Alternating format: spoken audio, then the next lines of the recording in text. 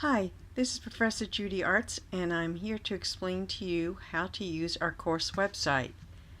The URL for the course website is simply this URL, which I will give you some time in class to copy down.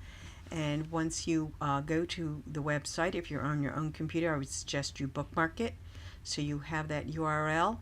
And if you bookmarked it on your own computer, you can easily access it at any time. If you're working on another computer somewhere else and need to get to the course website, as long as you have that written down, you should be fine to find it. Okay, so basically when you're on the course website, right now I'm simply on the welcome page. It's the opening page, and it's just a very short information here, just telling you a little bit about the site. Most of the information you need you will be accessing from the navigation bar here on the side, and what you'll find right here is a link to the course syllabus. Let me just click on that briefly, and the course syllabus is right here on this page, and it's embedded right here. As you scroll down, you can use this sidebar here. Okay, but what I'm really going to recommend is that you click on this link right here. That link is also available a little further down the page at the very bottom here, and you can click there. Once you do that, you will have a copy of the syllabus in a Google Drive, and if you have Gmail, you could easily go into your Gmail, access your Google Drive, and find the syllabus there. Okay, now each week when you come in, you'll see class notes. I post the class notes the morning of the class. So class 2 notes, for instance, will not be here until week 2 of the course. So when you come in that evening, you will see a link there to access it.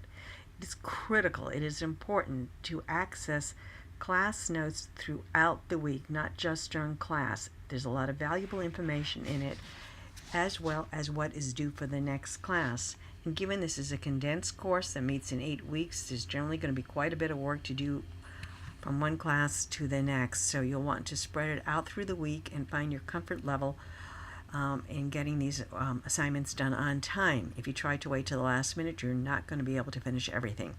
So again, make sure you access the class notes regularly. I'm going to show you, for example, what the class notes are generally going to look like. At the top, you'll see what we will be doing during class time, and very often in the class notes there will be links. I've already clicked on some of these as I was just making sure everything was working on this particular page. But when you're on it yourself, it's going to be the standard royal blue color indicating it's a hyperlink, and after you've used that link, it'll turn to the light purple. These are really pretty much standard colors that are used for links on sites. I try to number the activities we're going to be doing in class, and depending upon how class time proceeds, we'll decide when it's best to take short breaks or a little longer break for our dinner. So I'm just scrolling through to give you an idea. I'm trying to keep the class notes more text-based simply because if I add images, which I will do from time to time, it just means more scrolling on the page itself.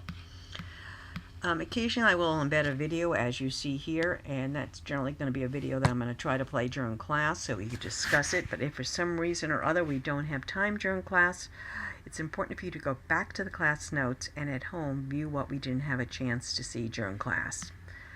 Usually if we watch a video during class, I try to keep them on the shorter side, no more than 10 minutes. If it's longer, I would suggest watching it at home. See, as I scroll down, we do come to the second half of this particular web page, and that would give you the information that's due for the next class. And I'm just going to kind of emphasize here to give you an idea of how much work is due between classes, what would be happening there. You have some chapters, 3 chapters to read in your textbook, as well as the preface.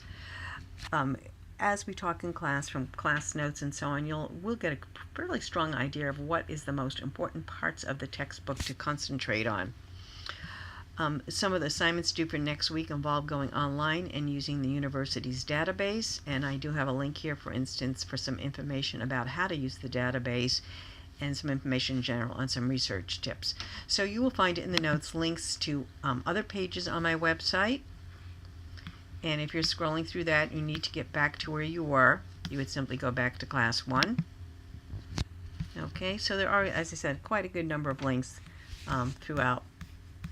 Let me get back to what would have been due for the next class. So you would, for instance, in case be doing some reading, doing some online searching, and you have some writing to do, and then you're just reminded to review the notes. So you could get a sense that the homework is extensive and it's not something you want to leave for the night before class. Okay, let me return back to the navigation bar. So after the first week of class, when you come in the second night, you'll see it'll go class 2. Occasionally underneath the class notes, I'll have a sublink as I do here. There's 2 major projects in the course, and this is to access the criteria for those projects. I'm not going to click on them now, but they're there for your reference throughout. Project 1 is due during the first weeks of class, and Project 2 this latter part of the course. I put some quick links here to access tutorials. There will be links also in class notes to access these tutorials.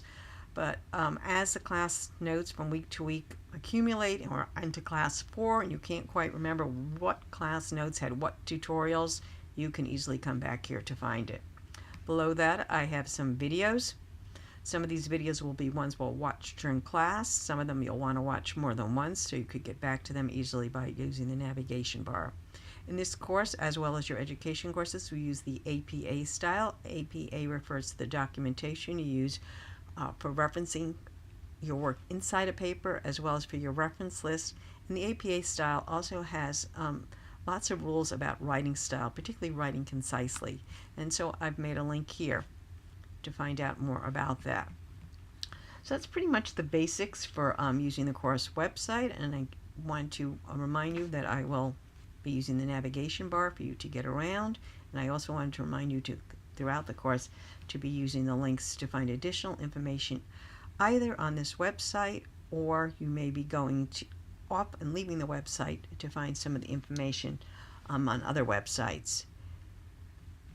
And that's about it for now. Of course, in class, if you have any questions about using the website or any of the resources that I've put on this site, feel free to ask. And I do find students that have taken the course in the past ask me to make sure I keep the site up. Each time I teach the course, I completely redo the website. And so this is the site for your particular section. Okay, as you can see, that's the URL. You'll want to save it, and when the course is over, will probably want to access these notes to study for your comprehensive exams, and also there'll be helpful information to use in your other courses. So I am using Google Sites to do our course website. I find it's an easy tool, and people report it's easy to use, and in teaching this course now for several years, people have been very happy with having everything at their fingertips like this. So thanks for listening, and I hope the site is useful to you and you understand how to navigate it. I find it fairly easy myself, and I'm hoping you will as well.